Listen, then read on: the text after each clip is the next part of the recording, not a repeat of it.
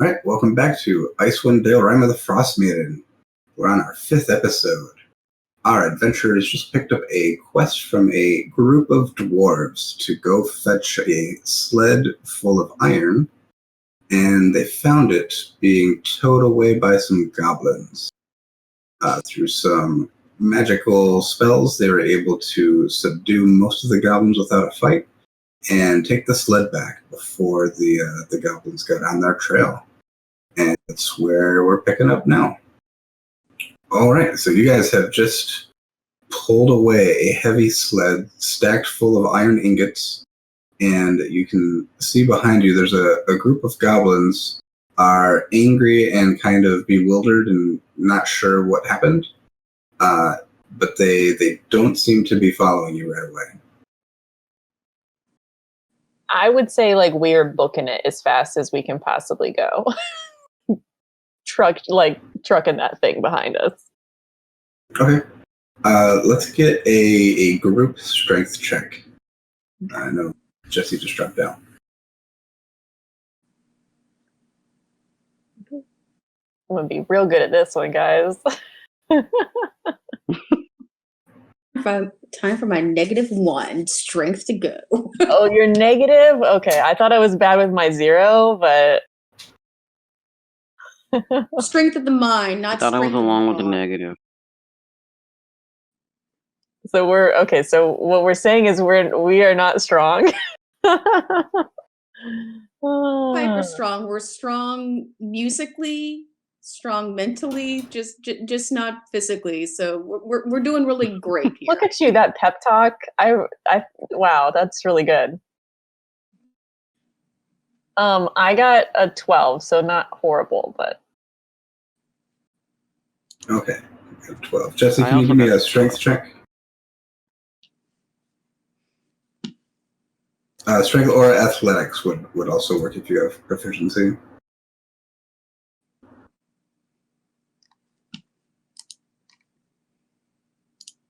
Mine would actually be 11. That would be a 12.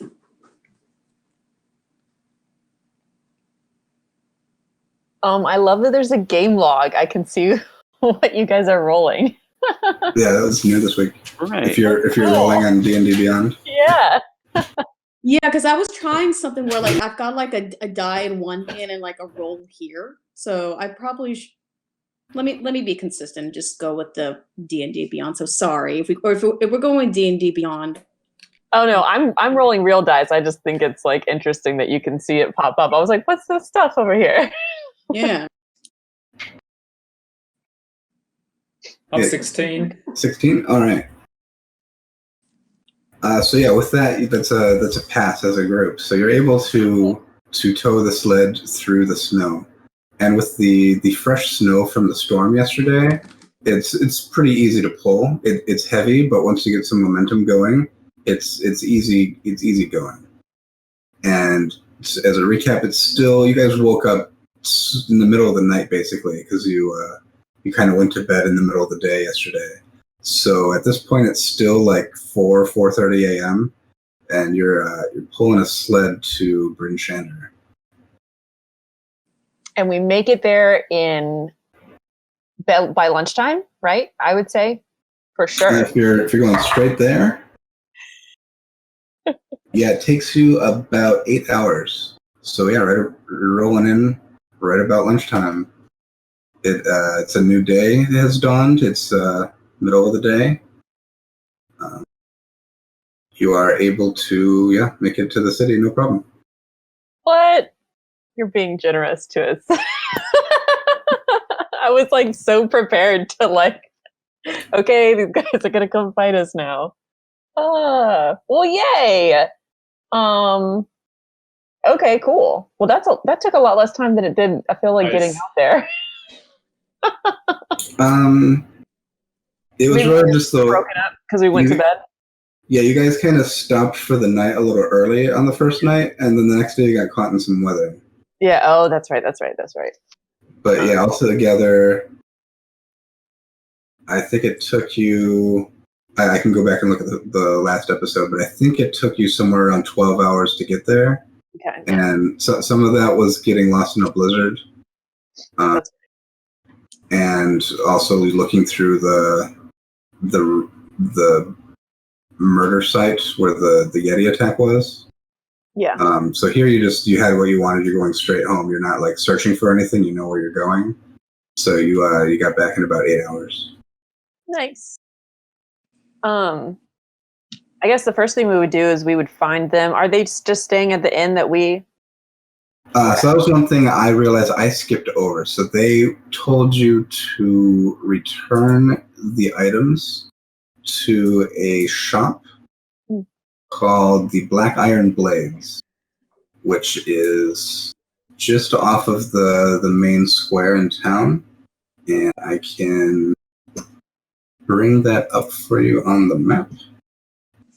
So you guys can decide if you came back, like you guys left through the north gate, you could come back in that way, or you could come back in through the east gate. Either one makes sense.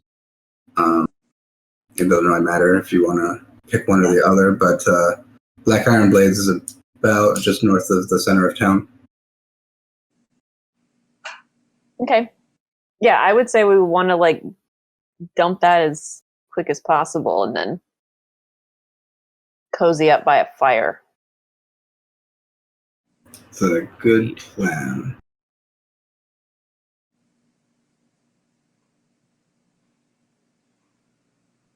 Since we've been traveling for 8 hours, is it safe to assume that we're kind of exhausted at this point? 8 hours is actually the normal amount for a travel day. So if you're going more than that and you wanted to keep pushing through, you could accept a level of exhaustion to keep traveling. But at this point, if you're not planning to travel anymore today, you're good. That was like a full day of travel. So and like I said before, they gave some travel rules in this adventure for how to handle the extreme cold and just the conditions of Icewind Dale. But it's one of the biggest like problems people complain about the adventure is that just the travel rules don't make sense logically. So I'm playing it a little bit loose, and I've also created my own like travel time calculator that has logical sense, like distance equals rate times time. It's just math to figure out how long it takes to get somewhere. So I'm kind of going by that and just making it up. So, cool. But yeah, an 8-hour travel day is the normal D&D travel day. But yeah, that is important to keep track of anything that will cause exhaustion, because that's a real thing. But yeah, you've got a sled that has 300 iron ingots that are wrapped in a thick burlap. And you see on the outside of it is the symbol of the Battlehammer clan, which is basically a foaming mug of ale. And yeah, meeting up at the Black Iron Blades, you do see Runa and a couple other dwarves, and probably some people who are just shopping, basically. And yeah, she immediately sees you and greets you if you come. I assume you can't really bring the sled into the shop, but I assume you go inside. Or like around the back. Yeah. Yeah, anyway, you get in contact with Runa, and she will just be overjoyed that you brought the sled in, and it seems to be all there.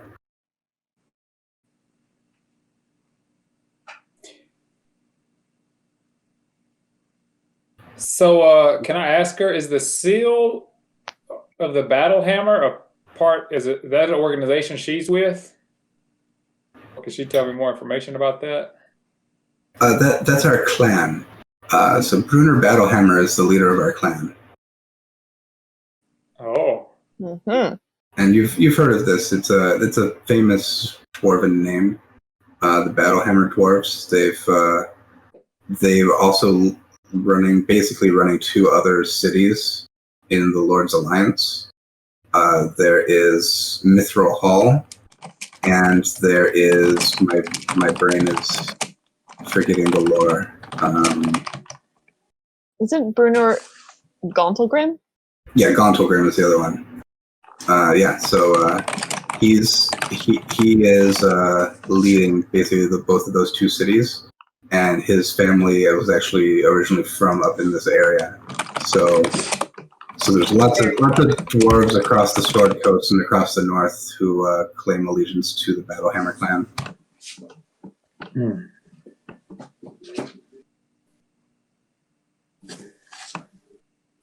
I'm excited about my song.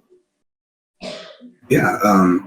So she does have her gem pouch, and as promised, she'll give each one of you a gemstone.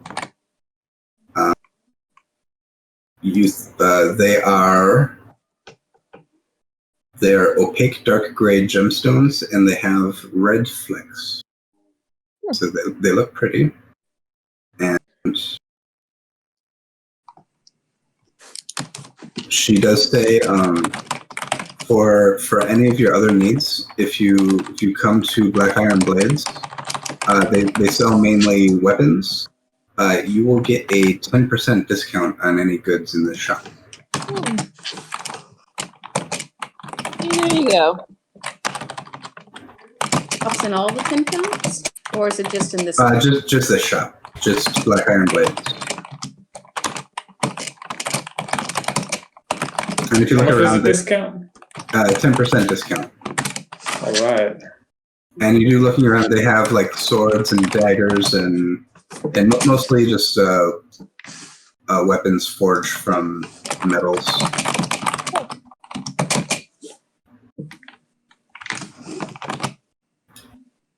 And yeah, she will offer to also buy you around at the tavern and sing a song of triumph and victory.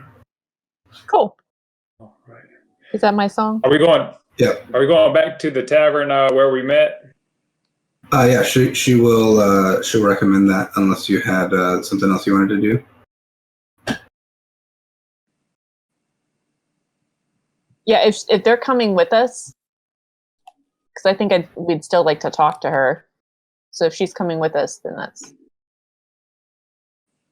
Okay, yeah, and she will call for Korox and Storm, and yeah, they will all accompany you back to the Northlook Inn.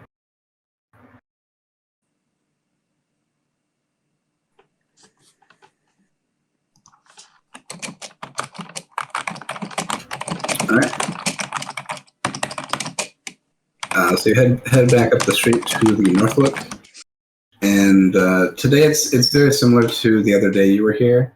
There's not a ton of people out on the street, and people who are, it seems just kind of eerie how with the wind blowing overhead, but how quiet it kind of is in this town, especially since you guys just came through some pretty major cities recently. And the people you do pass on the street, they're all like bundled up completely in their cold weather clothing.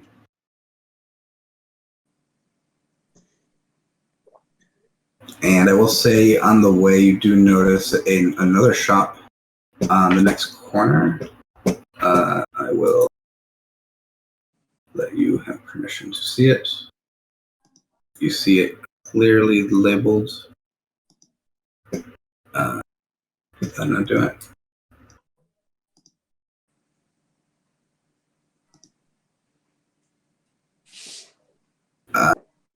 Here on the map is Aurora's Emporium.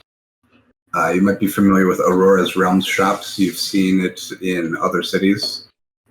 There is an Aurora's here in Bryn Chamber.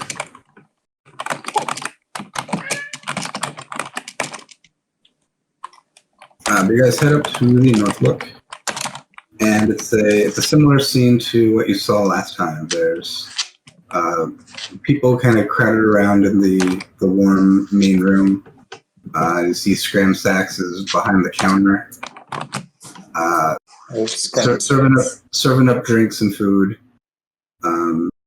There are people somewhat drunkenly trying to get a coin out of the fish's mouth. I'm gonna get all bitey.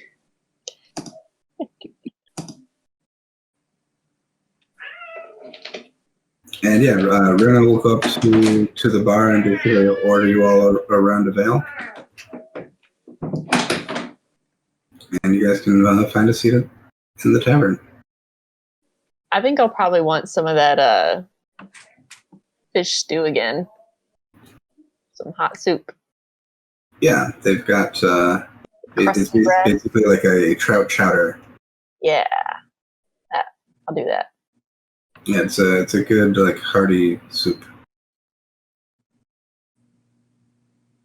and it is welcomingly warm compared to your recent travels.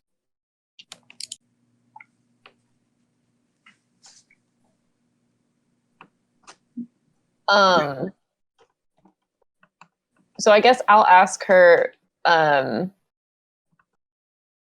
she lived here in town long? She actually lives in the Dwarven Valley.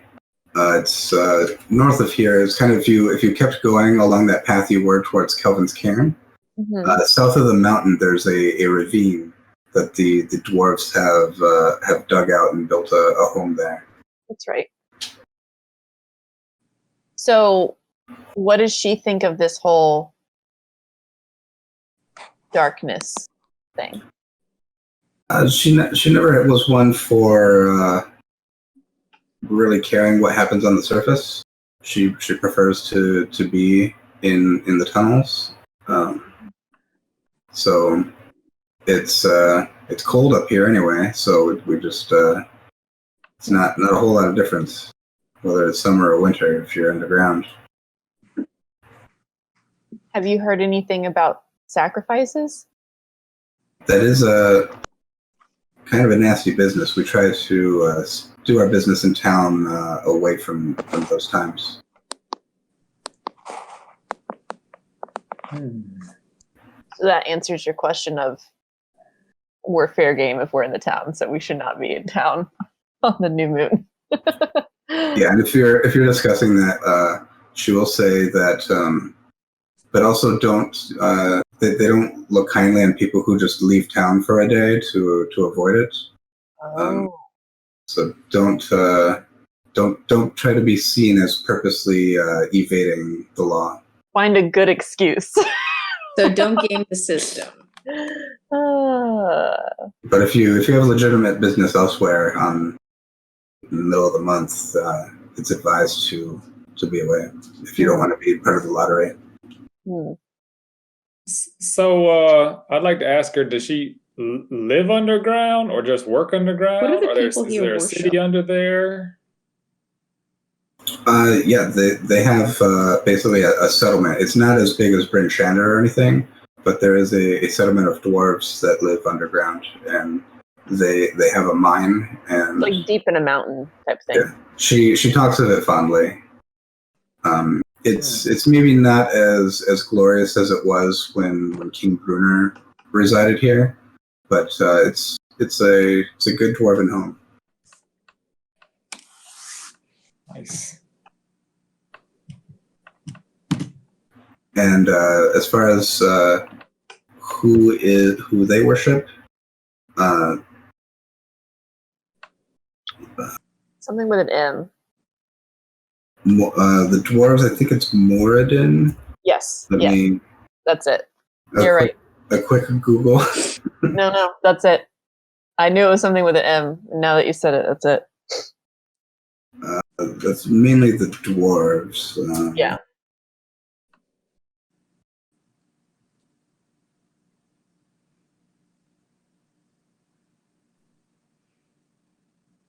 Yeah, it's mainly Moradin is who the Battlehammer dwarves are who worship.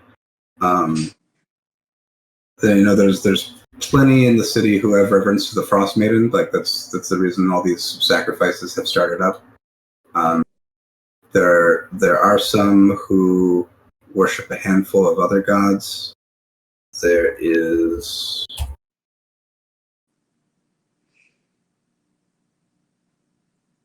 she will point out there's a worship house called the House of the Triad in town, and that is a kind of a multi-denominational place of worship that combines worship for the god Tyr, Torn, and Ilmater. So Tyr is the god of justice, Torm is the god of like duty and loyalty, and Ilmater is the god of endurance in the face of suffering. So those are kind of the primary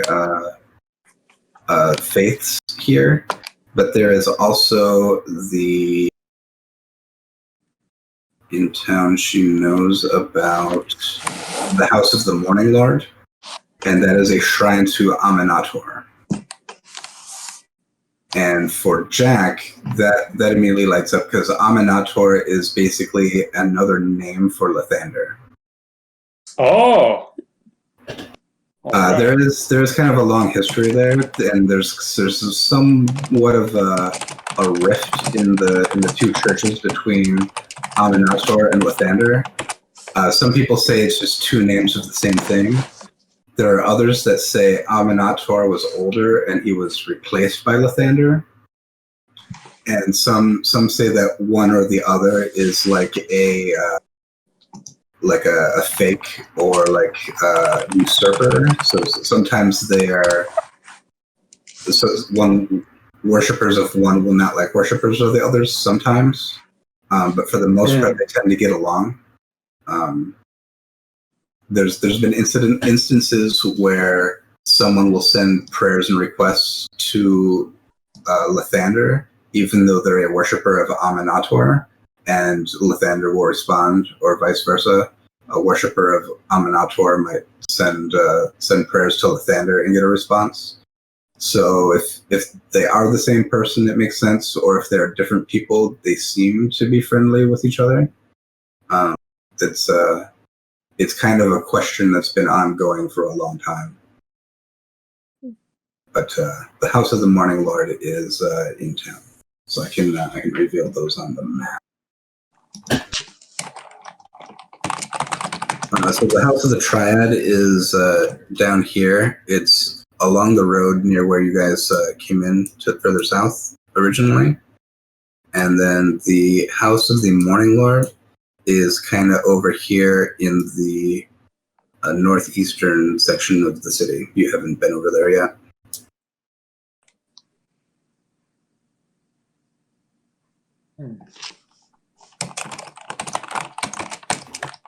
I should check that out eventually. But yeah, she can also go on and tell you kind of some of the history of Bryn Shander. Some of it's stuff you already kind of knew from research. The walls help protect the city. It's come in handy sometimes with orc invasions. There is the original trading post. It was on the spot where Rendell's Emporium now is. And the town kind of just built up around that as a center of trade. The dwarves have a pretty good relationship here to come in with their trade and commerce.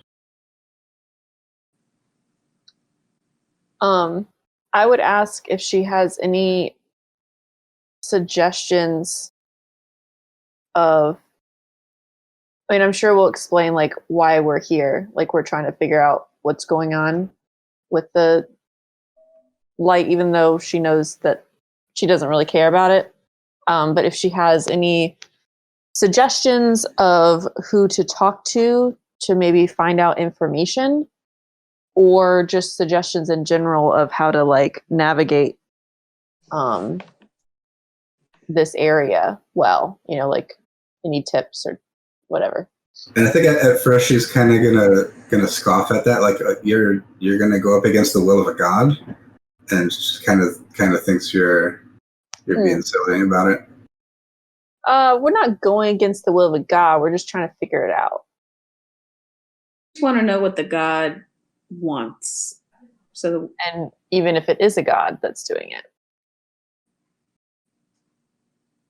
Yeah, like, well, that's beyond me. And she's more focused on like what's under the ground. Mm.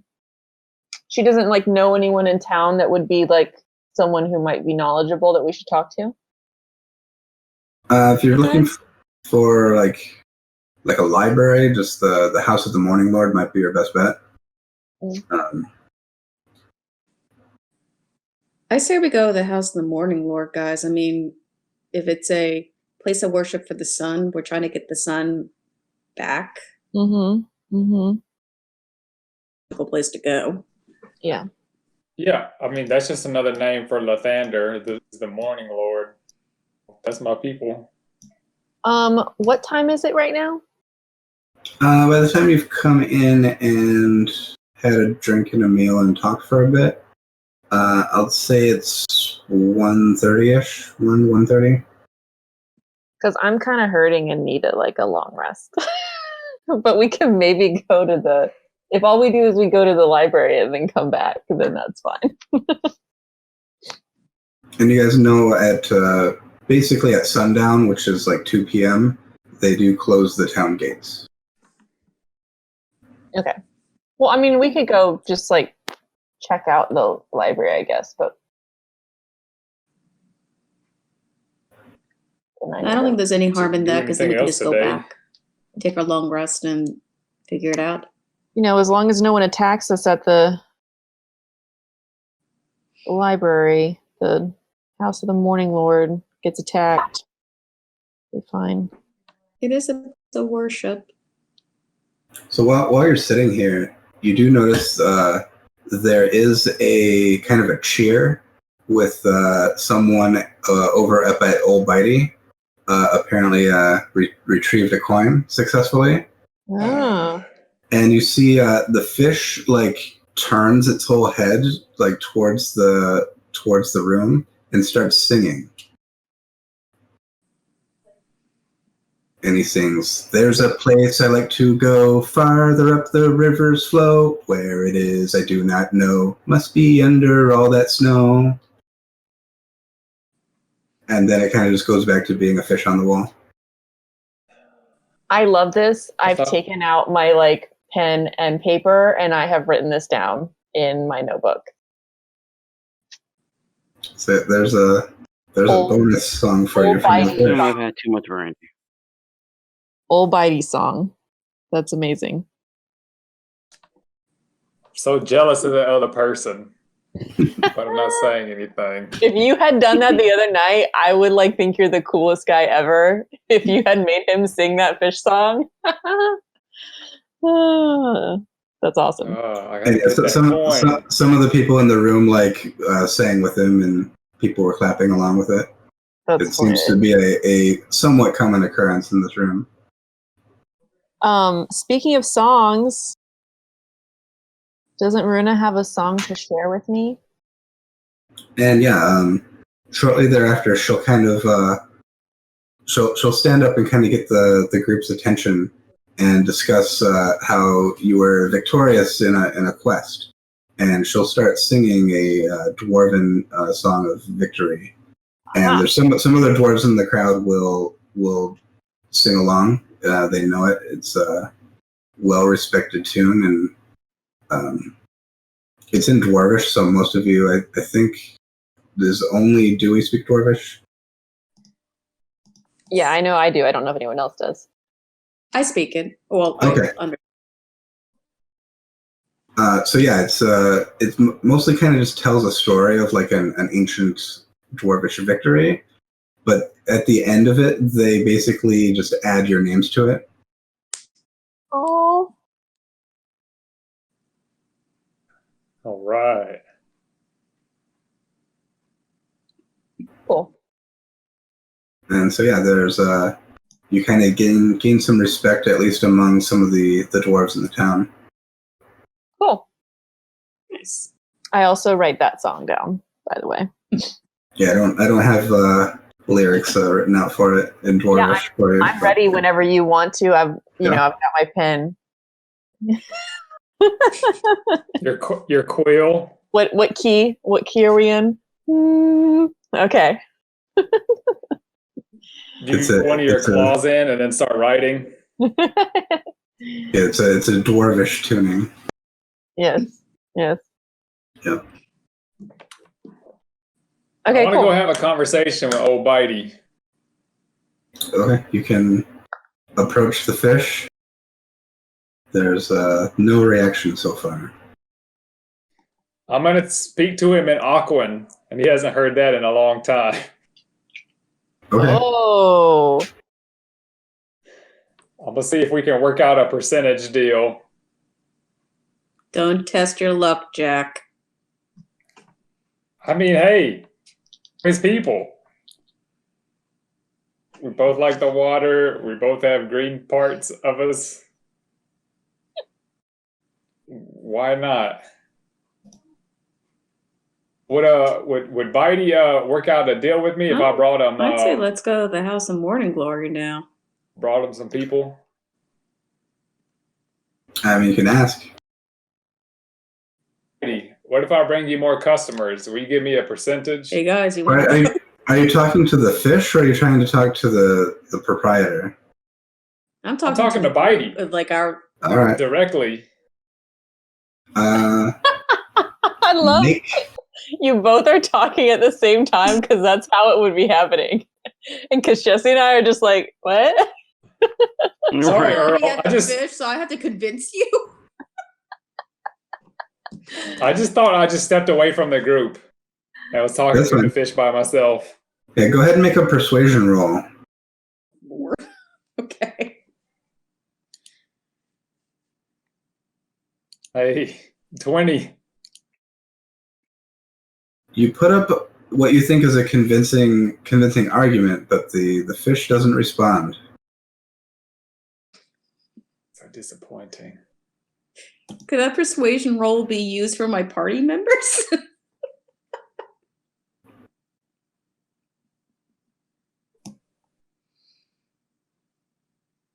I mean, yeah, I'm ready to go, whatever.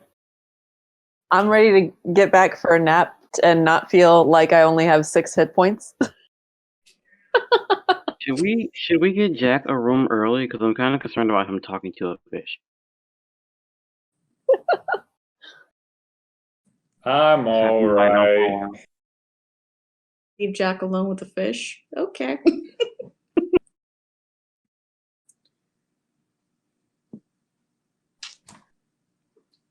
All you have to do is say, "Ooh, look, there's money over there." And Jack will come running. That's true. It's true. I'm keeping it all safe.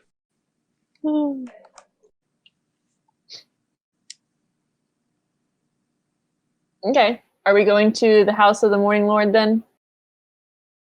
Might as well while you got some energy. Yeah, I'm excited.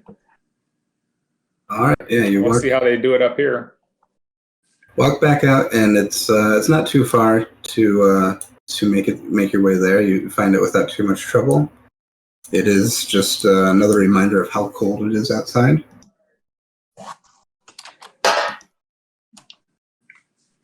It does seem to be it seems like a larger kind of residential house that was converted to the purpose of a place of worship. But yeah, you find the front door is open.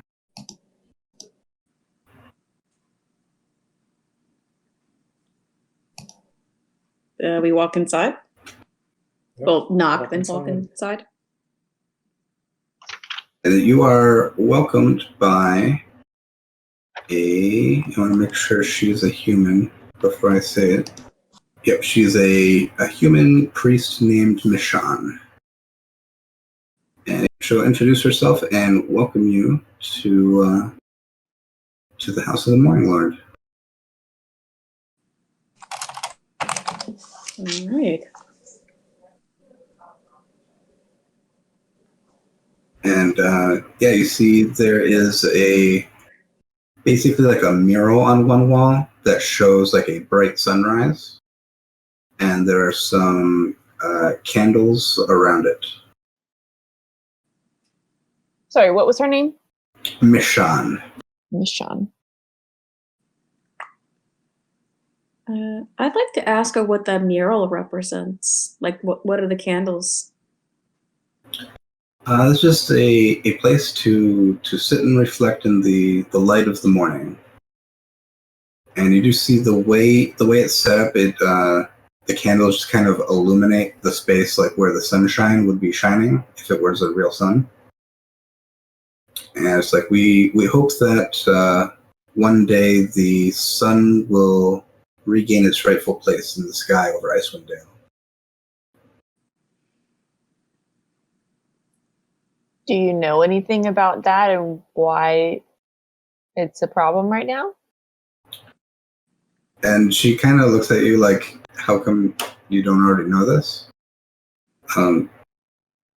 Like Sorry, it's we're kind of common knowledge that it's the work of an evil goddess named Oriel. She's casting an evil spell which is keeping the sun subdued over the whole land. She's keeping it winter. Has the Morning Lord have anything to say about that? He has been he's been denouncing it, and he has been calling it a profanity of nature. But so far, he's not done anything to help us in that manner. We do have some of our acolytes working on some possibilities. But so far, this seems to be not something that we can fight against at this time. What types of things have your acolytes been working on? And she doesn't want to get into like too many of the details because there are basically servants of the Frostmaiden who would love to know these secrets. So she's being a little bit tight with information. They're looking at ways to break the Frostmaiden spell, or ways to magnify the Morning Lord's presence in Icewind Dale. Okay.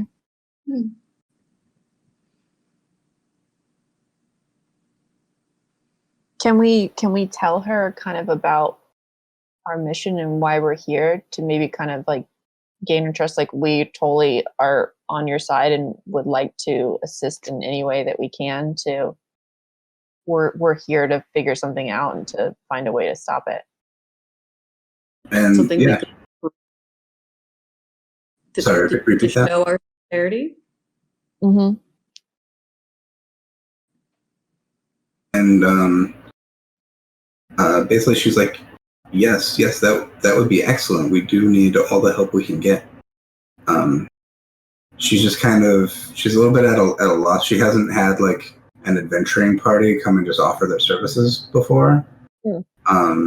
So she's a little bit at a loss to know what to have you do. If she's nervous about talking to us, like, is there a space we can like speak in a more private area, like, or some place we can meet at a later time that's better?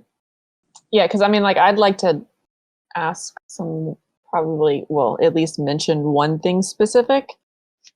But if she says like this is not a good place to do that, then I'd rather wait. Or if there are acolytes here, we could talk with one of them, perhaps. Mm-hmm. She encountered a lot of spies before, or how does she recognize them? There are plenty of servants of Oriel in the city. You can tell that just by they got the city to start making sacrifices to this evil goddess. They've kind of just permeated the culture here, and it's hard to know sometimes who you trust.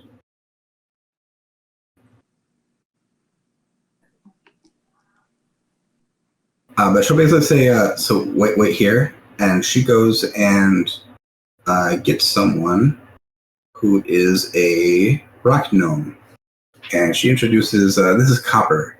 He's been working with one of our acolytes on one of his projects, and you can see this gnome. He's wearing like a fuzzy suit. It's kind of like a what am I saying? It's kind of like just like a nice like suit, but it's fuzzy. So it's not a material you would normally make a suit out of. It probably looks pretty warm. And he's also wearing a hood. It kind of altogether kind of makes him look like a teddy bear. That's what I was thinking, like fuzzy, like teddy bear fabric. Yeah. Big snowsuit with like ears on top almost. And he will say, "Yes, I've been working with my friend Macretus. He's been conducting some research. We could use your help, but maybe not just yet. Let me wait until I hear back from him. And once I hear back from Macretus, if he's ready to move forward, we might have use of you then." So he kind of basically appreciates your offer, but says, "We have something, but not yet. We're not quite ready yet." I haven't heard from him yet. Is he okay? It's just distance. He should be okay. But it's just we don't get to see him every day. But within a maybe 1 or 2 10 days, he should be checking in with us. Okay. So if you check back then, we might have information for you. Are you staying in town? Mm-hmm. What's our place again that we're staying at? You've gone to the North Look basically for meals, but you haven't actually like rented a room anywhere yet. Oh. You could go back to the North Look. You could go elsewhere. That one was the nice one that was like middle price range though, so Yeah. I'm fine with that. This crowd. Mm-hmm. Okay, so yeah, Here, y'all. I'm gonna step away for 1 second. Okay. So this says if when we hear back, we'll send word to the North Look. Okay. Okay.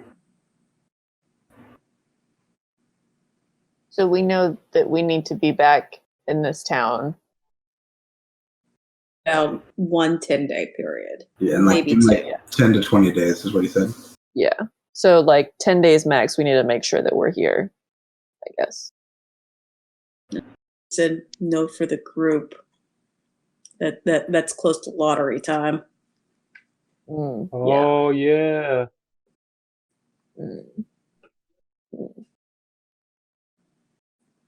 Does his mission need us to go out of town during this time?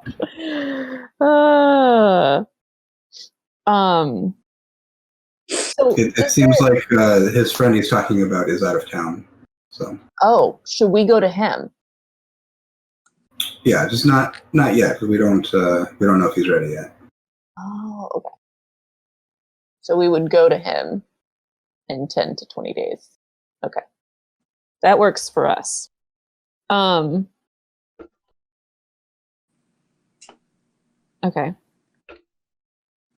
I was going to ask her about the codicil thing, but I don't want to like say that if she's worried about spies and stuff. Should we like wait or no? We could ask about the Chewingas. Yeah.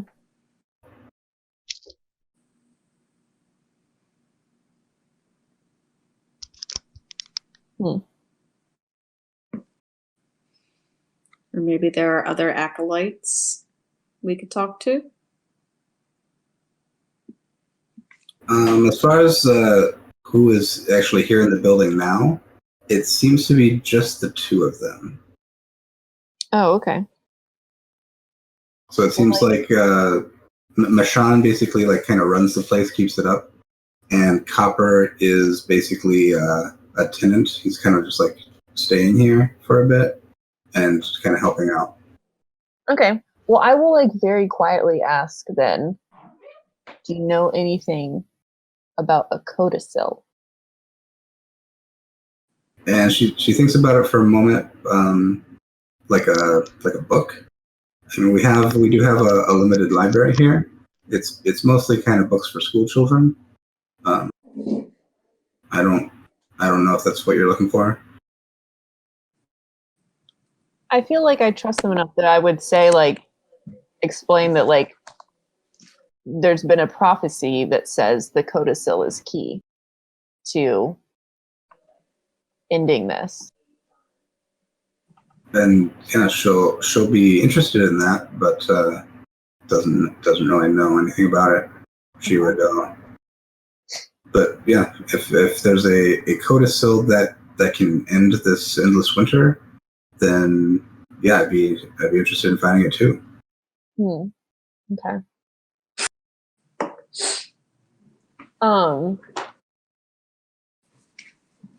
I guess my only other question is like, is there some sort of like who's in charge in the town? Like, what sort of leadership is going on here that maybe we could talk to that person too? Are you talking about like Speaker Shane? Like our town speaker is her name is Devessa Shane. She's the leader of the town and also the head of the council of speakers. Shane? Yes. Devessa Shane. Okay. And or unless you're talking about Sheriff Southwell. Oh, okay. Yeah. Sheriff Southwell is the leader of the militia. Southwell. Are either of them helpful in the cause to find a solution and end to this? I'm sure they would be interested in solving this, but they haven't really reached out in any meaningful way. I assume they're busy with everything that's going on, just keeping the peace in the town. Do you know where we could find both of them? Find the name of it. It's basically the Capitol building of the town. Okay. It is called Bryn Shander Town Hall. Okay. Which I can mark on the map. I say that's tomorrow's business, is paying them a visit, probably, right? And yeah, you'll see the town hall. It's just off the main center of town to the south. Okay. Marked it on the map, so it's down here. This large building in the south of the square.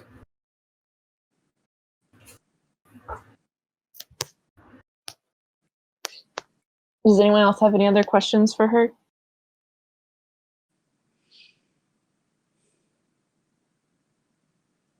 Did you want to ask about the Chewingas? Shashi, that was kind of your... Oh yeah, you're right. Sorry. Taking notes. I will ask about chewingas. Are they common in this type of terrain or nearby? And she'll say, "Oh, I've heard of them. I haven't seen any myself. I did hear from a friend that she saw some little forest spirits one day in her backyard. This was over in Caer Konig. She was just in her backyard and setting up a laundry line, and she saw these little forest spirits were kind of mimicking what she did, and just, like set up their own line and had little squares of cloth they were putting on it, like they were having fun doing laundry with me or with her in that case." mean, what she was doing. That's really cute. And that's all I've heard. I've heard that story. There's been other people who have seen him. I haven't seen him myself. Okay. They seem to be what's the word I'm looking for? Like they seem to be basically benign. They don't seem to cause any problems.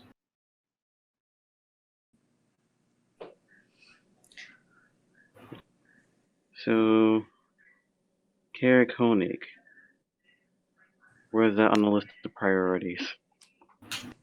That is the name of another town. That's one's further north. Okay. That's like the second biggest town, right? No, it's one of the medium-sized ones.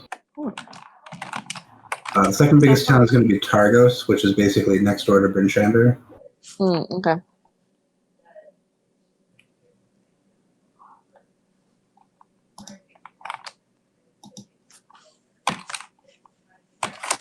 Pretty high.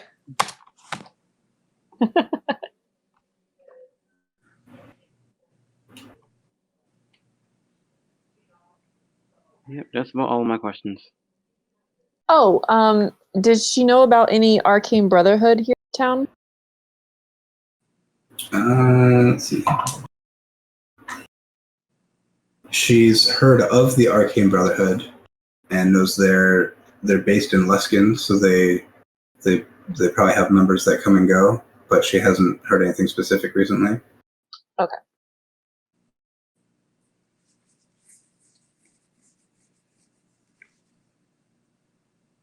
Well, thank you so much. You've been super helpful, and we'll look forward to hearing from you. And if you hear anything or have any ideas of ways we could help, feel free to reach out, I guess. And she'll say, "Well, may the Morning Lord brighten your day."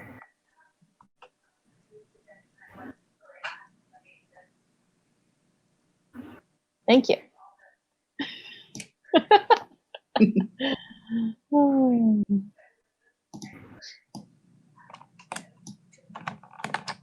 All right. So back to the tavern. Yeah, by this time it's getting dark already. And yeah, there's even fewer people you see on the streets. People tend to keep inside here for the most part.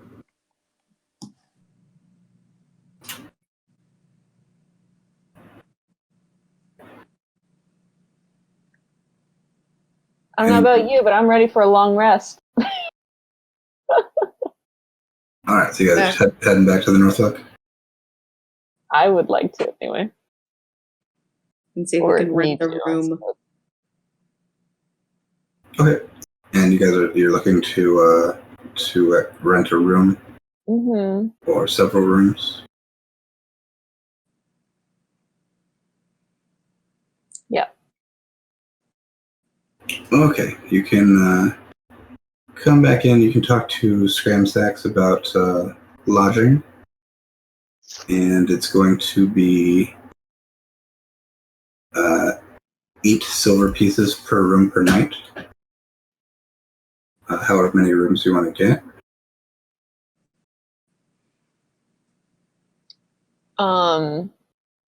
Do we still have money in the community fund to pull from, or are we each? You should have money still. Jack, bust out the shell. Pony up. Big enough for 2 people to comfortably stay? The rooms aren't super big, but you could. Yeah, I mean, I got it. I don't care. I don't mind sharing or own room or whatever. I'll leave it up to you guys. And as you are, All right. I'm sorry. There's a bit of a lag on my end. that's right. We'll work with it.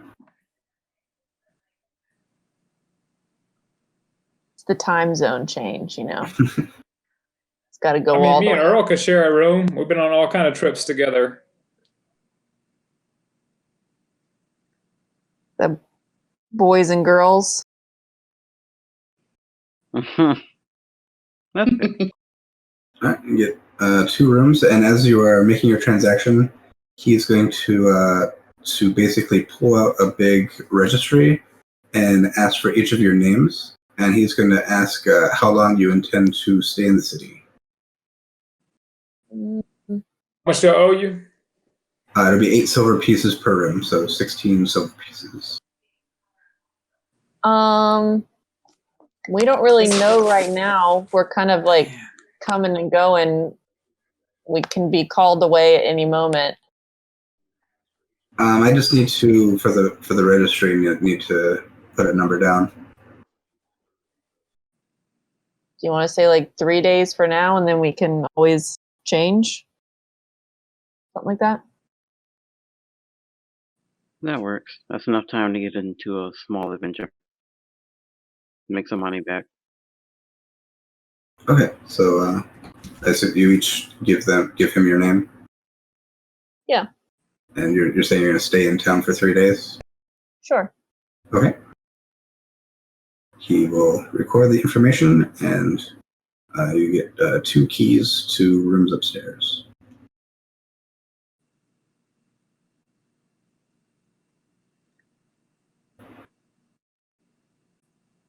And if you go check out the rooms, there is just a basic room. There's a bed and maybe like a dresser. It's not anything super fancy, but it'll be comfortable. There's kind of like a shared bathroom space for the hall. Sounds good.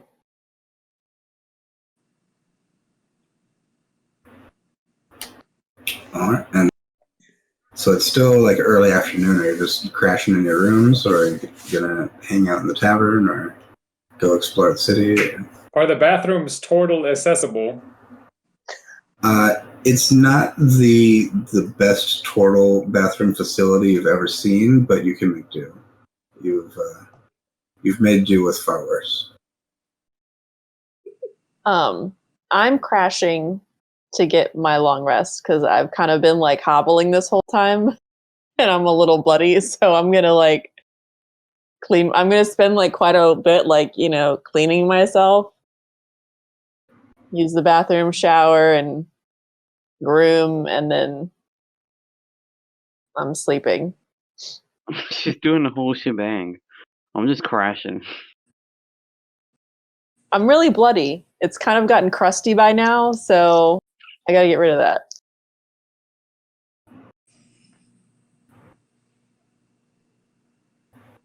All right. Then you guys can take your long rest. Yay. And if you basically take an 8-hour sleep, you're waking up at 10 p.m.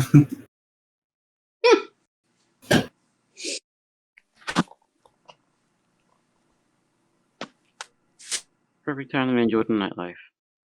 I mean, this seems like the place for it, right? Yeah. All day is the nightlife. What are you talking about? Right? Like, how's the club scene going on here? Because it's just night all day. So, like, the casinos probably love it, It's just dark all night.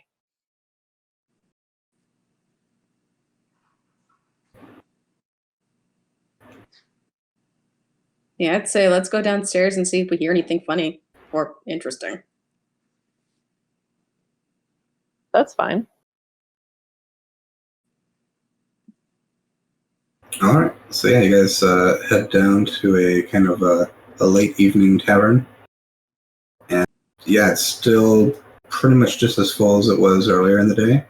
It does seem to be a different group of people, but this seems to be a popular place where people kind of congregate and get a hot meal and get some bit of respite from the cold.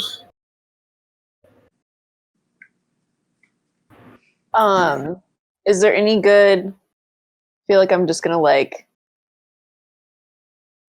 sip a hot cider or something and like do some people watching. Is there anyone that like looks interesting or Make a perception check.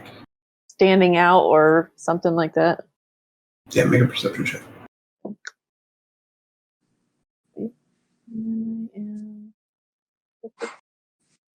That's a dirty 20.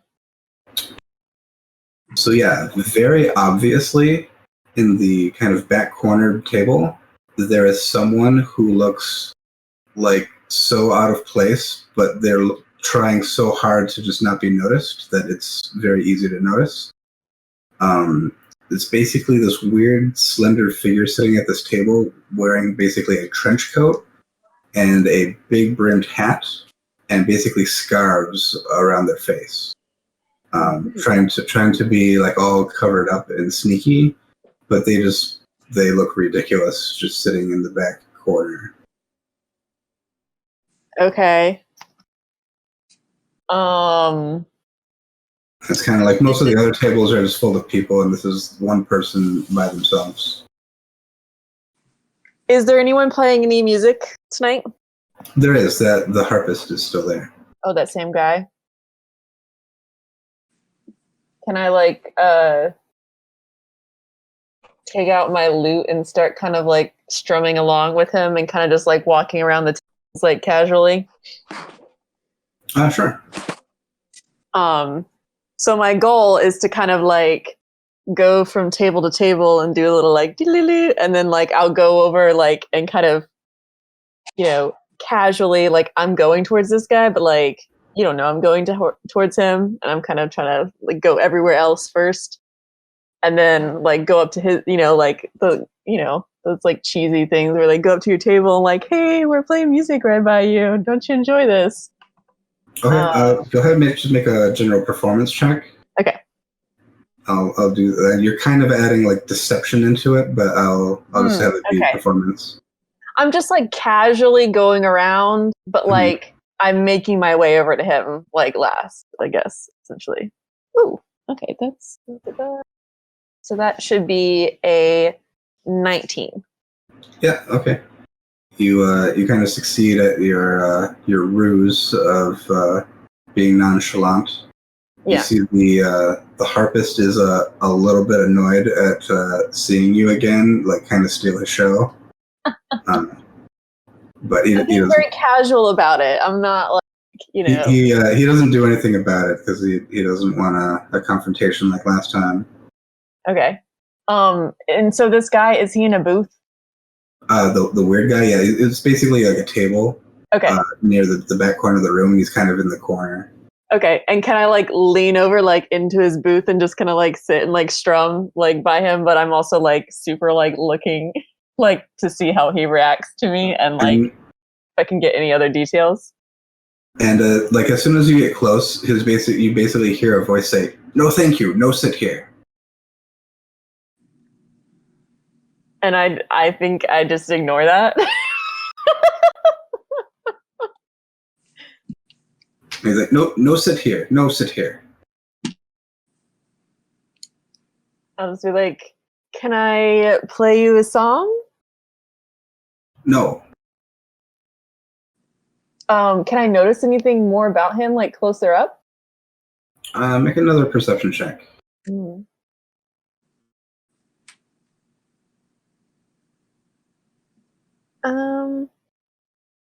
That's 16. Like looking at this person kind of covered in a trench coat, the proportions of this person seem all strange. Like you notice there aren't any hands coming out the sleeves. The sleeves kind of go part way and then are like limp. Like this person has short arms, and it just doesn't look right. It's just the way the cloth is draping over a body doesn't seem natural.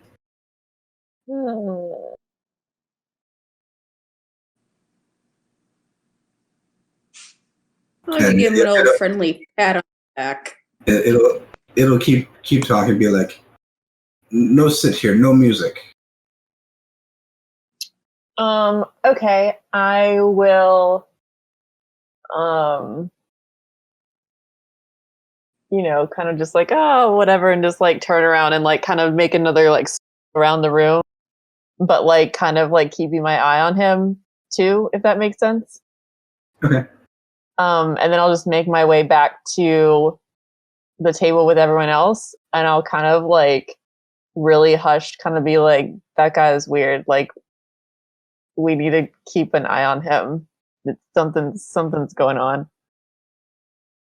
And you're looking at he like his gaze kind of just follows you back to your table.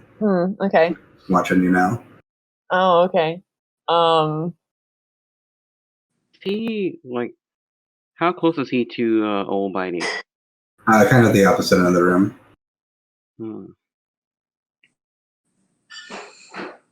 If he's like super intently watching me, then I'll write down what I'm saying. Okay. So then he can't like read my lips or something.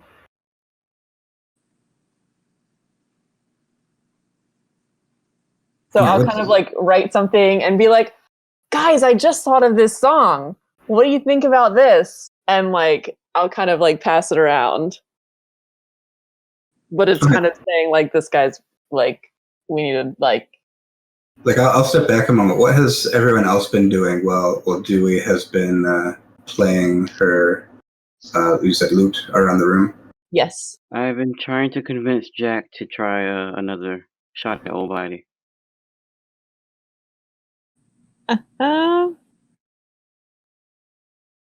You have to convince? No, sure. It's probably easier than I think. Jesse, can you hear us? Okay. Yeah. So while Dewey is entertaining people with her lute, Kashezi was asking Jack to take another try at old Bitey. Ready. I told you don't have to convince anything. I'm gonna approach old Bitey and I'll start singing a fish tale in Aquan. Okay. Fish song to try to increase my chances. And maybe he'll recognize it. I'm gonna have you make a stealth check as you approach. Very stealthy turtle. Excuse me, sorry. Armor. I got a 1. All right. Aww. No, that's what hurt you last time. And then what you're trying to place a coin in his mouth. What kind of coin are you placing? Better be a small one. One from Turtle Cheapest Island. coin you got. There's like a copper piece. Oh, let me see. Last time? Oh, Yeah, last time you risked a copper piece, but so you've seen some people were playing with silver. You saw one person try gold. Go with silver. I think that I have enough of silver of my own. Okay, so you're gonna try to put a silver in the fish's mouth. Go ahead and make a sleight of hand check.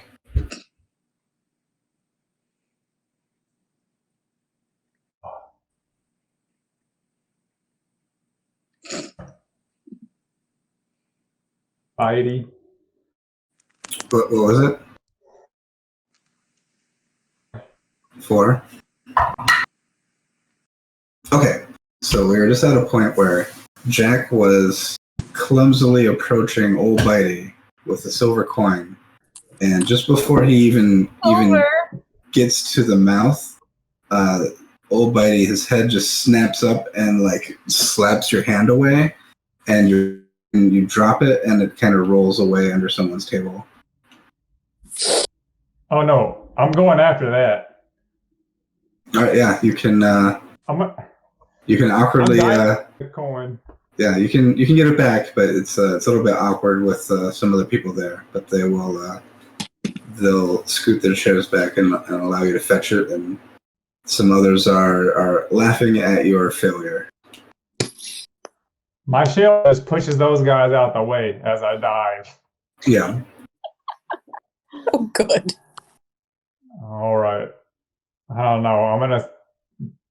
But it's probably about this time when Dewey comes back with her message. Oh yeah. So Dewey, what'd you find out about that creepy guy in the corner? So because he's watching, I write down like, this guy seems really strange. We need to like keep like a cautious eye out. He's watching us, and I write it down on a paper and then like pretend like it's a song that I wrote or something. Be like, guys, look at this song. It's so cool. And I kind of pass it around to you guys.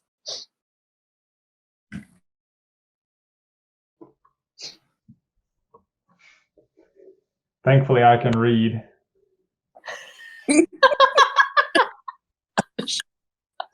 Yep, everyone here has the ability to read. Great. So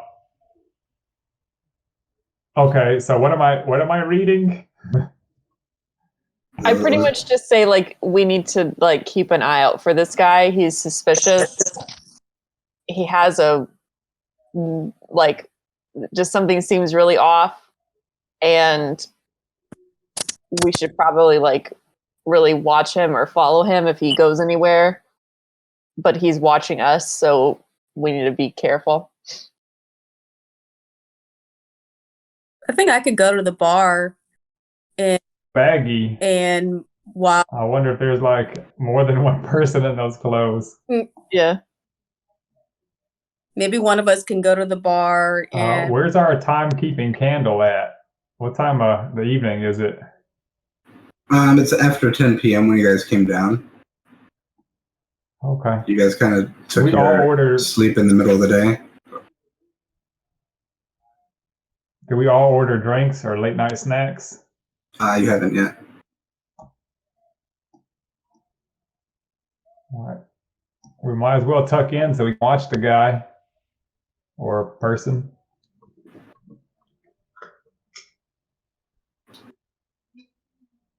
Susanna was saying something. oh, I was just saying maybe one of us could, and that we go up to the bar, order a drink, and meanwhile whisper. Oh, I can't hear her. Oh. Oh, I can hear her. I can hear you. Is it just Yeah. Jesse? Jesse, you can't hear? What is going on? All right. Me and Earl have lost our connection. We were friends for so long. Oh God. You can hear us though. You just can't hear her. Yep. So That's okay. So we're playing a game of telephone. I'll just go with the flow. Yeah. So, Susanna's suggestion for Jesse was to have like one at a time. You guys can go up into the bar and like get a drink and come back. So and like while going up to get a drink, ask the bartender if he knows anything about that guy, like the regular thing, like whisper it. okay, and have someone basically ask the bartender about him. So, does Earl want to go ahead and do that? Yeah, I'll do it.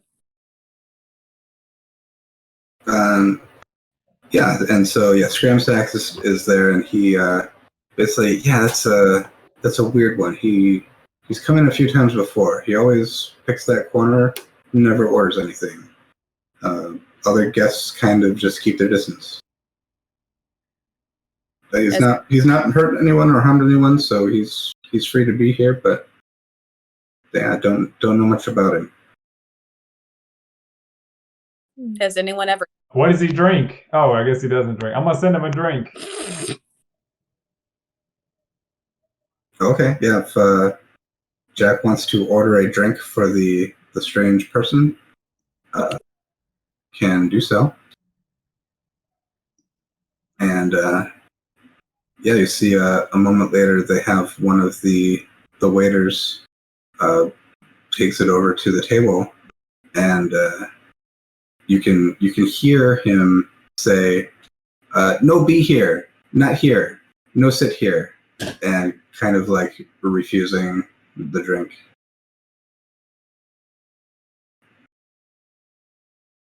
And the waiter's kind of confused for a moment, but eventually takes the drink back. Do I need to charm person? Oh. I am very tempted, but I can't figure out a way to do this. To quietly go Maybe up we should walk by and spill a drink on them. or just cast command on this person.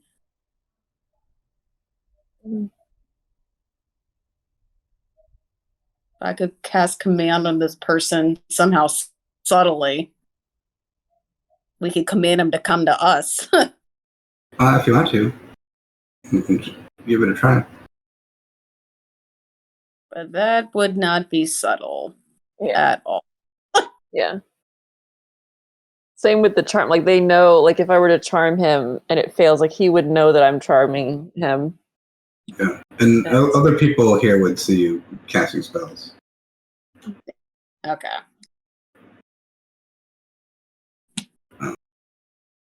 What? Where's my own?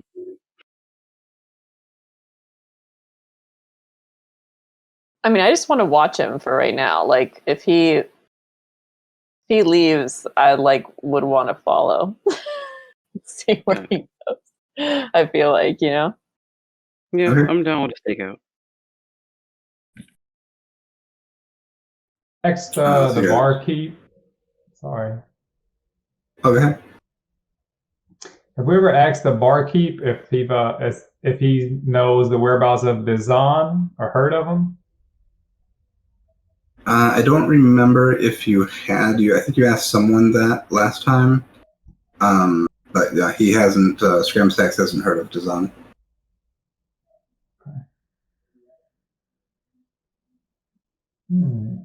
Are there any games going besides the fish game in the bar? That's the main one. There might be other tables doing their own thing. And there's the harpist is playing some tavern music on a harp. But it's kind of about the same atmosphere in here as it was earlier in the day. It's a different group of people. It might be winding down a little bit as more people are going to bed, but it's still just people hanging out, having a good time in a tavern.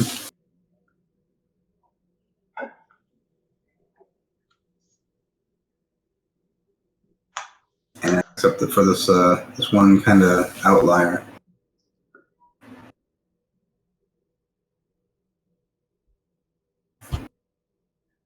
Yeah, we just get back and just watch him for a while. Sure. Yeah, make a perception check.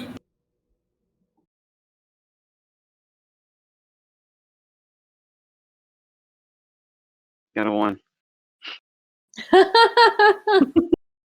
Yeah, this person isn't doing a whole lot. Is kind of just watching the room. Mostly is watching that waiter because that seems to be the last person who interacted with him. But it's not doing a whole lot. He's not eating or drinking. Just kind of sitting there.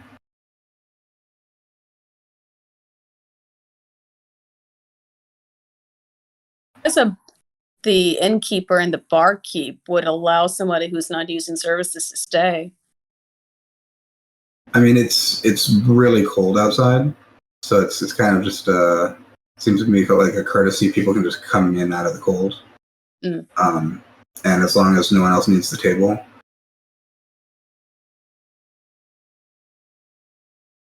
he'd rather just allow it than create a scene in his tavern.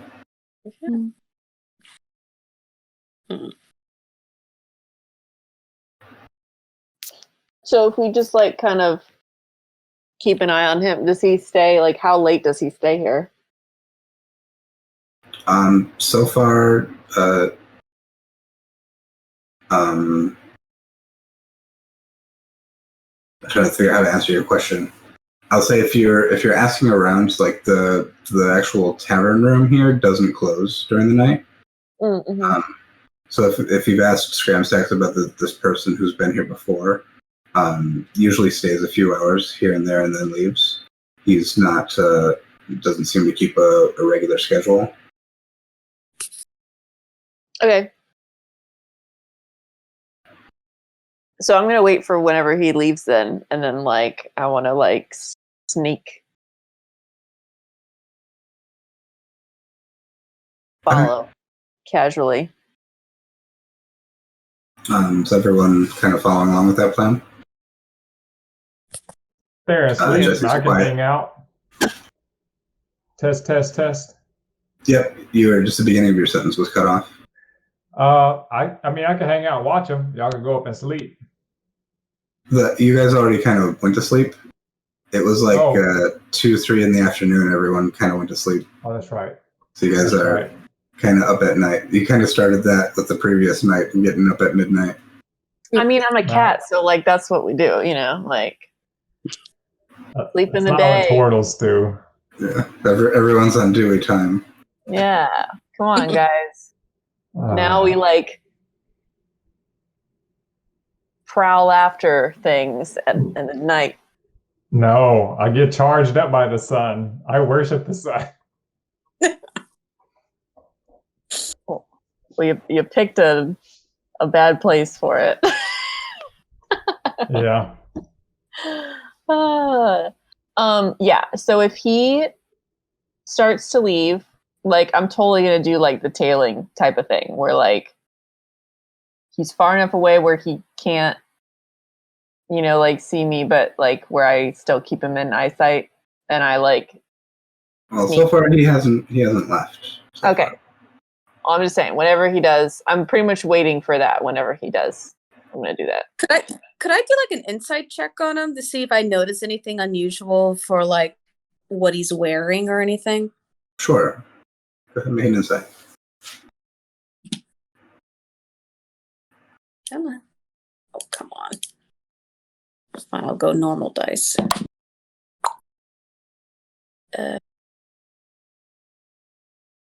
15. There's a lot about him that's unusual. But as far as like reading any kind of body language, he's all wrapped up. So it's hard to get anything really out of that. Mm-hmm. He's so far with anyone who's tried to interact with him, he's mostly politely but very curtly refused any kind of interaction, and is mostly just keeping to himself. Let me see. So after a while,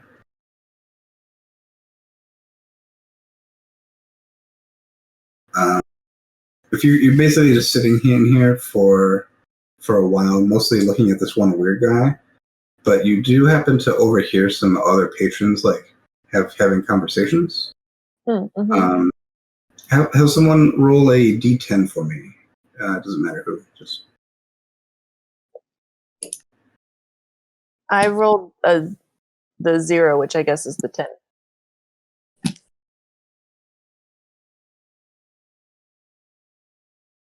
Yeah, I rolled a 10. okay. So you have overheard some information about 10. Apparently, there has been a murder recently. Oh. Some people are discussing it. They're concerned because even with these sacrifices going on, someone else also getting murdered, and they're just cautious about it.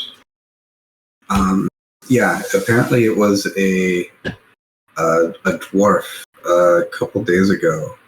That would have been the day you guys came into town and then you left. That night there was a dwarf who worked as a glassblower in town.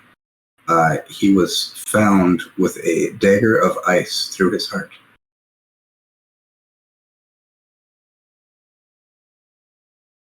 So that caused a bit of a stir. Ice dagger. That wasn't you, was it? No idea. Ice dagger. Interesting. And hearing people talk about it, there doesn't seem to be any other clues to who did it. They're just kind of a little bit of a sense of fear around the situation. Well, maybe when we talk to the sheriff tomorrow, he can have some more details.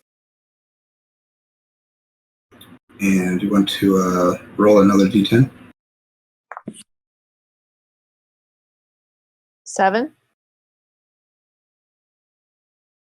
You've also heard there's been several people who have come in and ordered the honey mead, and Scramsack has told them that they're out of mead. They were supposed to receive a shipment a few days ago, but it hasn't come in yet.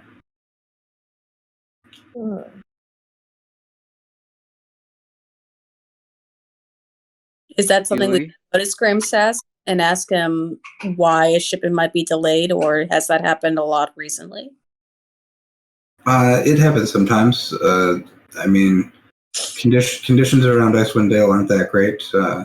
If they got caught in bad weather, or just the roads can be hard to travel sometimes. So I'm not too concerned about it. But we should be getting more in soon. The order has been placed.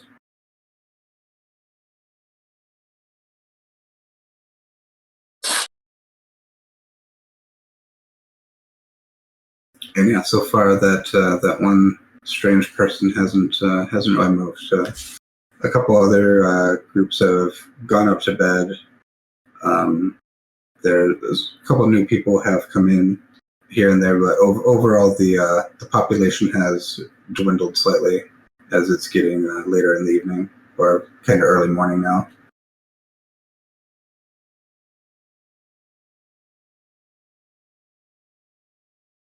And have someone else roll a d10.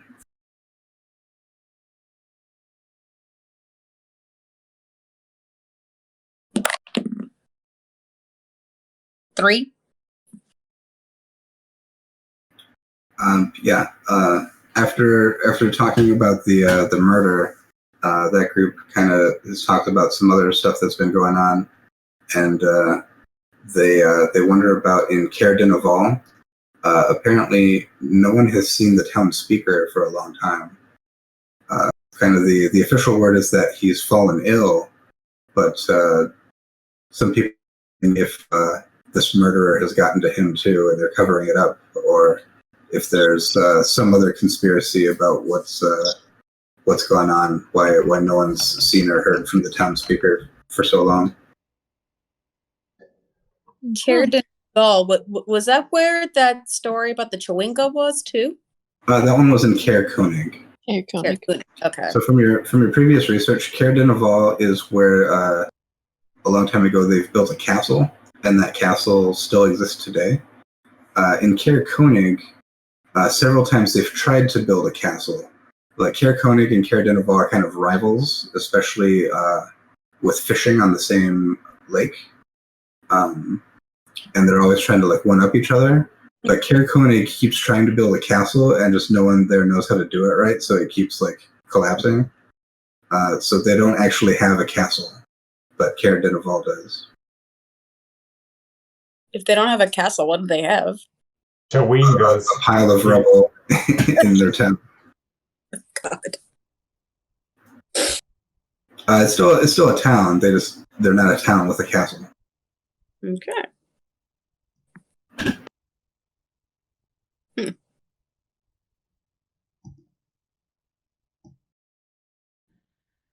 And so yeah, after some time, I'll say by this time it's going to be like 3 a.m. If you guys waited that long, you'll see that figure in the back is going to get up and move towards the door. Hmm. He kind of goes out the back door, so it's not too far. And when you see him move, like he just walks strange. Like his body proportions already don't look right, and then you kind of see his trench coat just kind of move where it seems like he doesn't really have legs. He just kind of kind of floats towards the door. You can't really see what's underneath. I'm To the so crew, do y'all want to so confront him? hardcore. Okay. Well, if you follow him, I'll run out the front and then loop around and cut him off. So we talk to him in the back. Do you want me to like? Or do you want to just let him go? Stealth roll. Yeah, so you're gonna try and like sneakily follow. Yeah. Okay, yeah. It's the cat curiosity. I can't like let this go. So. Okay, is it just Dewey following, or are others following as well?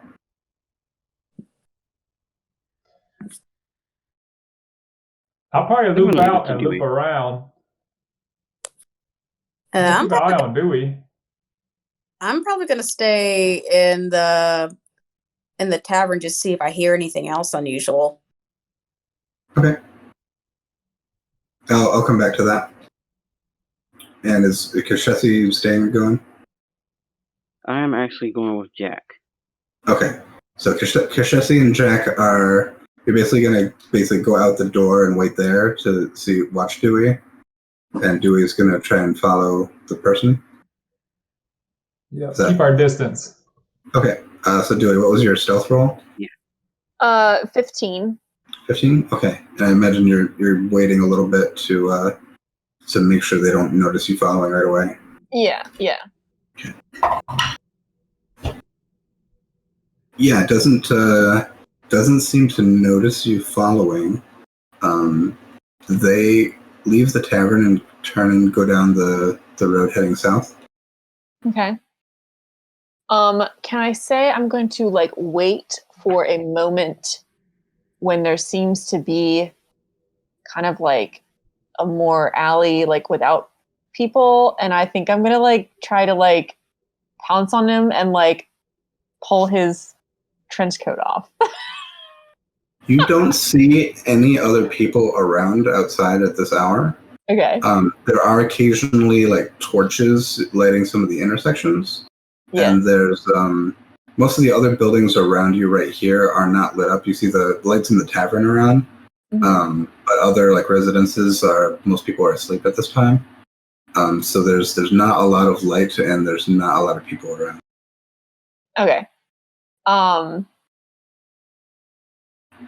Yeah, wherever I feel like there's like a dark moment, I'm gonna like run into him and like kind of like grab his coat at the same time and kind of like take it off and be like, "Oh God, I'm so sorry.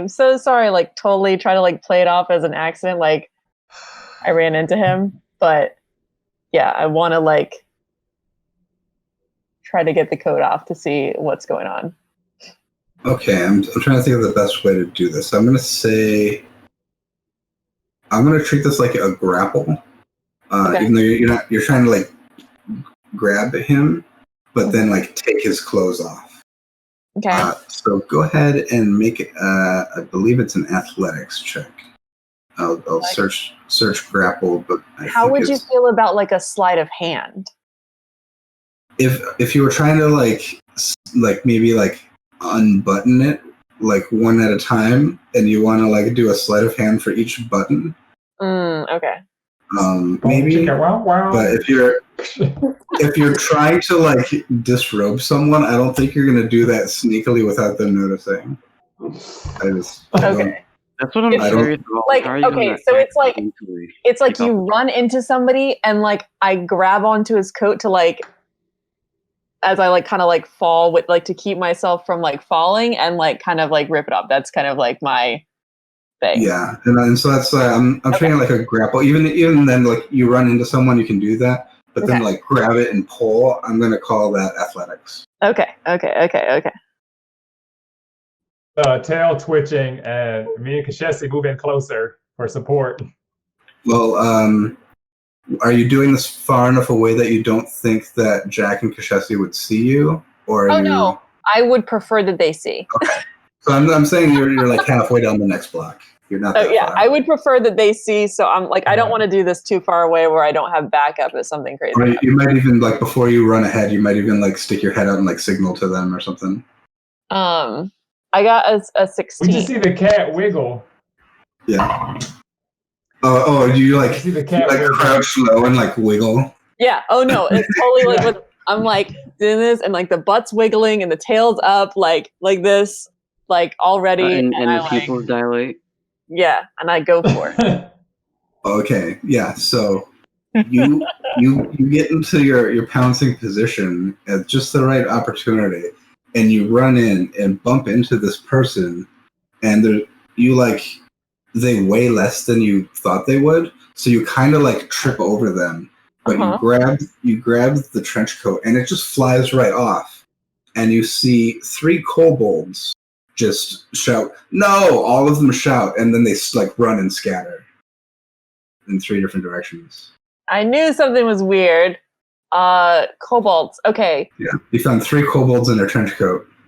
Okay. Refresh my memory, or like maybe do I need to do a roll as far as like, are they like inherently evil, or is it just like? Oftentimes they are. They're basically like if a halfling is like a small human, a kobold is like a small dragon. But it's it's a humanoid. They're reptilian. They tend to be like the minions of dragons, or they tend to like live underground in colonies. Okay, can I quickly cast a sleep spell then to try to like get them? What was the range on sleep? 90 feet. Yeah, you can try. Yeah, 20 feet, but 90 feet from me in a 20-foot radius. So I'd like to catch them when they're as close together so I can get as many as I can. So, converting this back into game mechanics. They're going to split up and not run the same way. If it's their turn, they can each run 30 feet.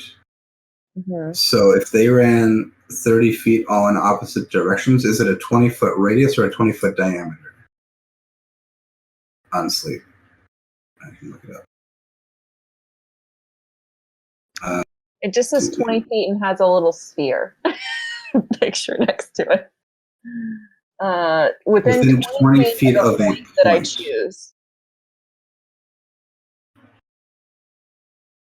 So if there's any point where I can get 2 of them, I obviously can't get all 3, but if there's a point I can get 2, I'd like to try that.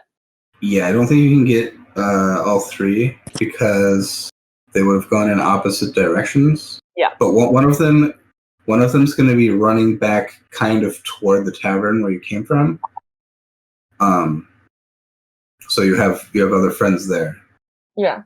So do you want to try and sleep the 2 that aren't running in that direction? Yeah.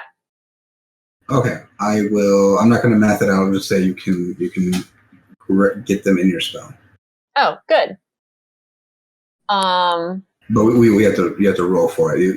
They'll fit in your radius, but you have to. Oh, yes, roll for it. Okay. Let me see. How many is it? It is 5d8. Okay. Okay. All right. That is a 7 and a 6 and a 5. And then is someone doing math for me? That's already enough to put both of them to sleep. Okay, good. The rest was a 6 and a 2, so. Okay.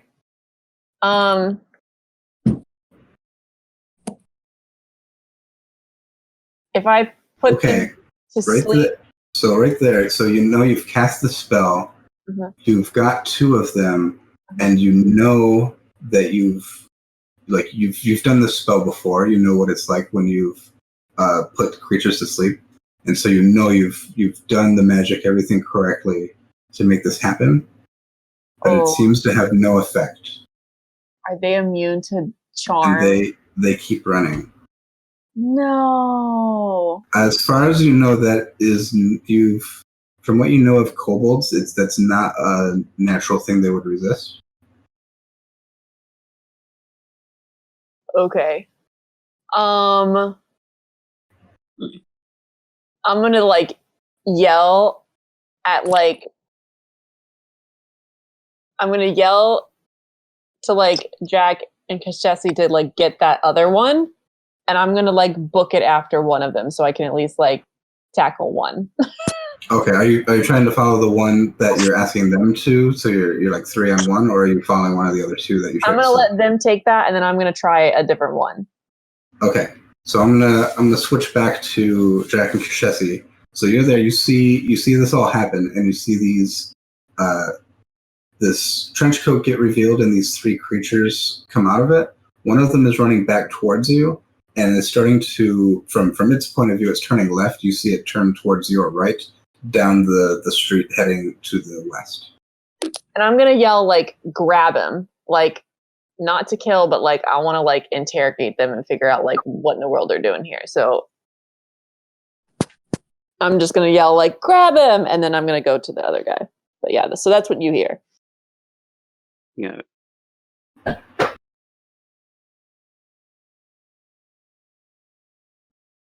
Alright, I'm looking through my stuff here. Right. Can I cast levitate on it? Sure. Let's read through what levitate does. All right. Let's see here. One creature or loose object of your choice that you can see within range rises vertically up to 20 feet and remains suspended for the duration. The spell can levitate the target that weighs up to 500 pounds. An unwilling creature that succeeds on a Constitution saving throw is unaffected. I'm checking one thing here because I think at this point that's a second level spell, and you don't have a second level spell slot. Oh, probably. Let me see how did that happen? Oh no, there's something called Mingle with the Wind. Is that something you get for being a Genasi? You can cast Levitate without material components once per long rest. That's cool. Okay, that's why you can do it. So it doesn't even use a spell slot. So yes, you can cast Levitate. All right, cool. That's pretty I cool. rolling for it? Let's see. I didn't pay attention to it. So you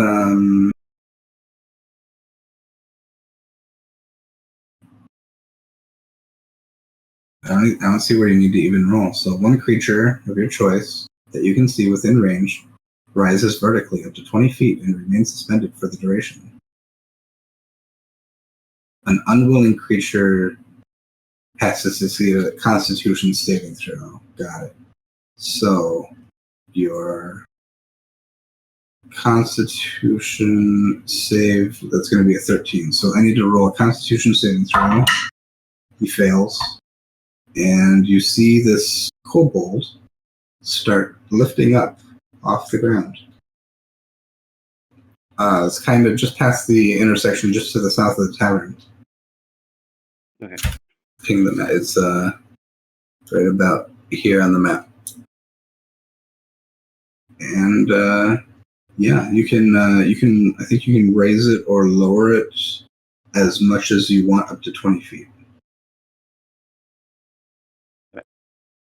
So yeah, that one is up in the air. So I'm gonna jump back to Dewey. You're chasing one through the streets. Yeah. Can I do my special cat run to go faster too? Yeah, I'll say you can do that, and eventually you'll be able to catch up with it. Okay. I just want to like tackle it. Okay. I don't know. I'm trying to like subdue it without. Yeah, if you're just really trying to run and like jump on it, do another athletics check. Okay. I mean, if my charm spells don't really work, I don't see.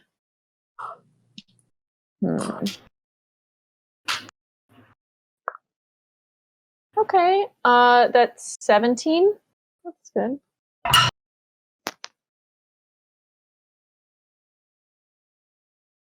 Yeah, it doesn't. It's not able to get away, so you're able to jump on it and hold it down. Okay. And from this distance, you're realizing you didn't notice it before, but it smells gross. The kobold does? Yeah, it is not a pleasant to be near. Okay. I'm gonna like ask him like, what are you doing here? And it was like, no, get off, no. And is basically just shouting little words like that. Do I know like can I have like full conversations with them or is it just gonna be a like no type of scenario? You're not sure. Hmm. It seems to be able to speak common. It seems kind of broken, but Yeah. it's saying simple words. Yeah. Can I try to do charm person? Just I guess see if it works, I suppose. Oh, sure. It's a wisdom saving throw 13.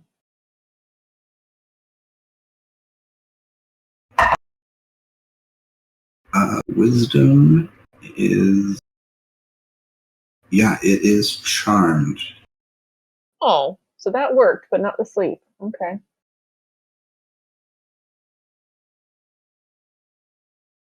Okay. If he's charmed, then I'm gonna say, hey, I'm not trying to hurt you. So yeah, it stops struggling and Okay. looks up at you. Okay. I'm like still holding him because like I don't know, like, you know, but I'm gonna say, hey, I don't want to hurt you, but you need to tell me here. Who sent you? What's going on? Another piece of information. I asked a lot of questions too.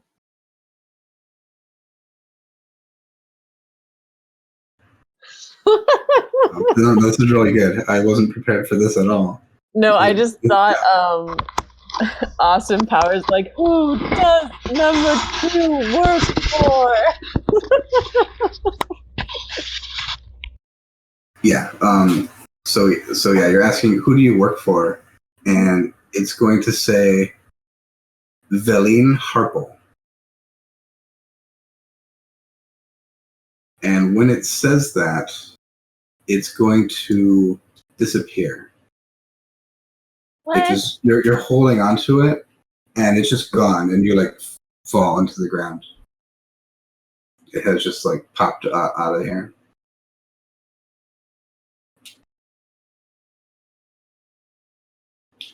And you guys with the one you have that's floating, all of a sudden you see it vanish.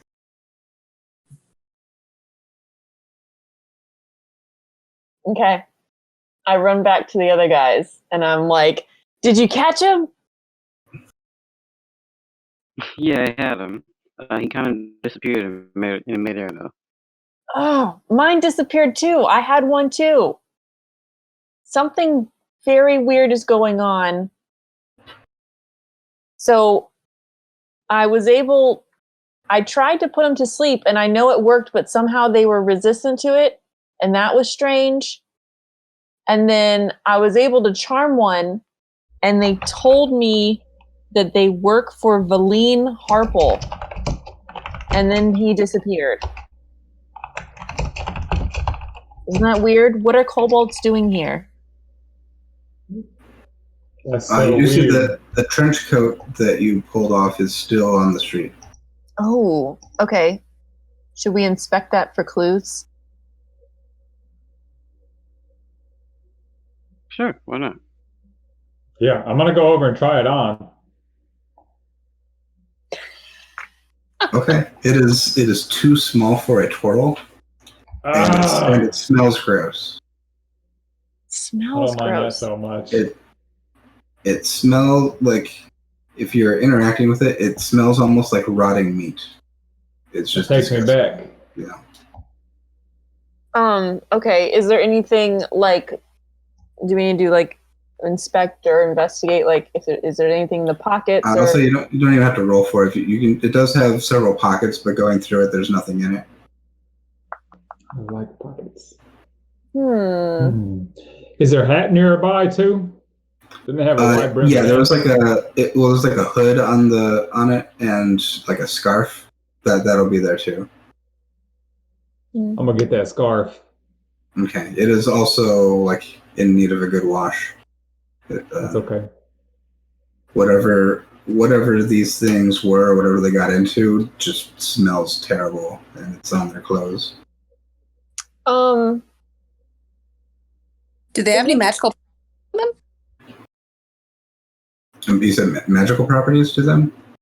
Yeah, To I the- mean, the Earl's not here. I'm just wondering, can I?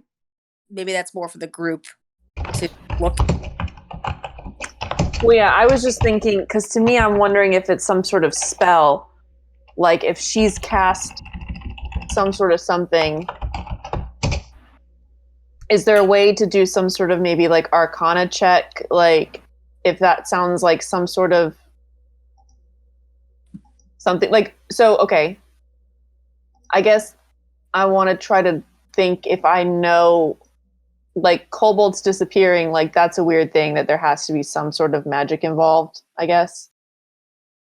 Sure. Yeah, you can make an arcana check on that. Okay.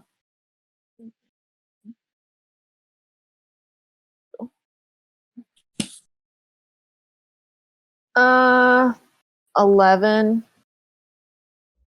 Let's say you're not sure. It's something that seems reasonable, something magic going on, but you're not sure what it is. I mean, we would probably go back inside and like tell all this to Earl. So like, Yeah. So okay, Earl, while you are there and just kind of still overhearing people's conversations, go ahead and roll another d10. Okay. 3. A 3. Yeah, when they're talking about there's murder going on. There's the strangeness of Kaer Konig's town speaker not being seen. Kaer Denival's town speaker not being seen. Then the conversation moves on to Kaer Konig. Not great there either. There's apparently a thief or just a run of just stolen items, things going missing.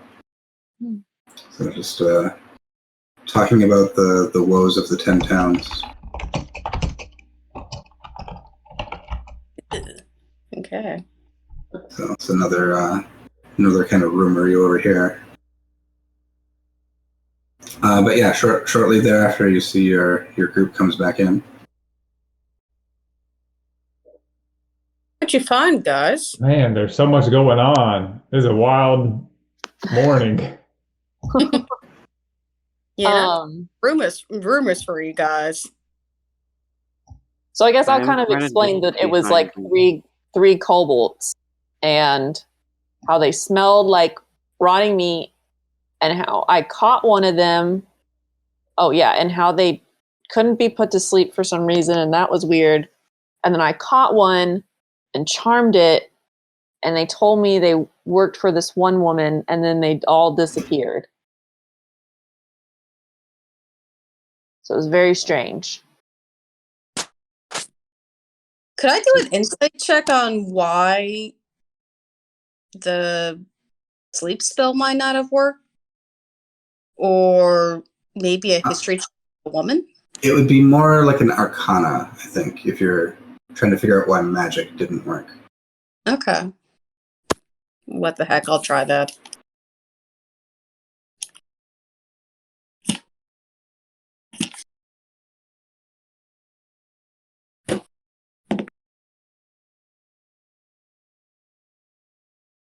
$15. You're unsure. I think there could be a variety of reasons.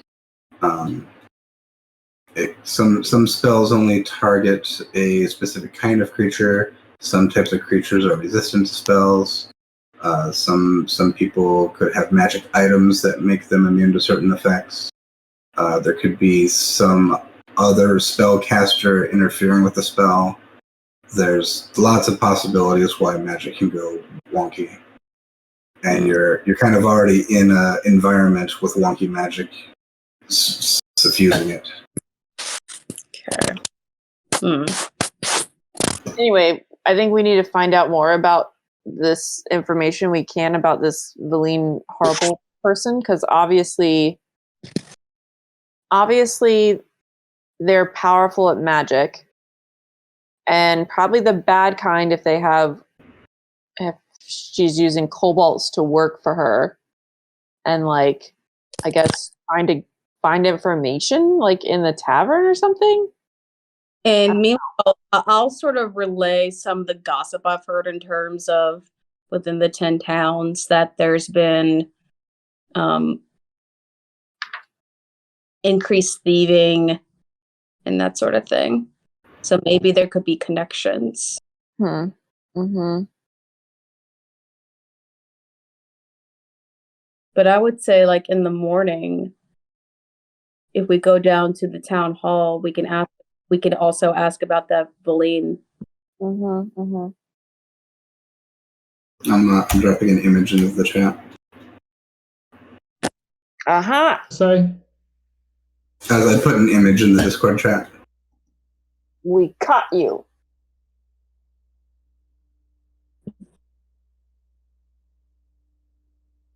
All right. Yeah, kind of an exciting evening of just hanging out in the tavern. But if you want to call it there for tonight, and we'll kind of pick up some of these threads next time. Yeah, that works. All right. Thanks everyone who's been watching. We'll see you next week. Bye.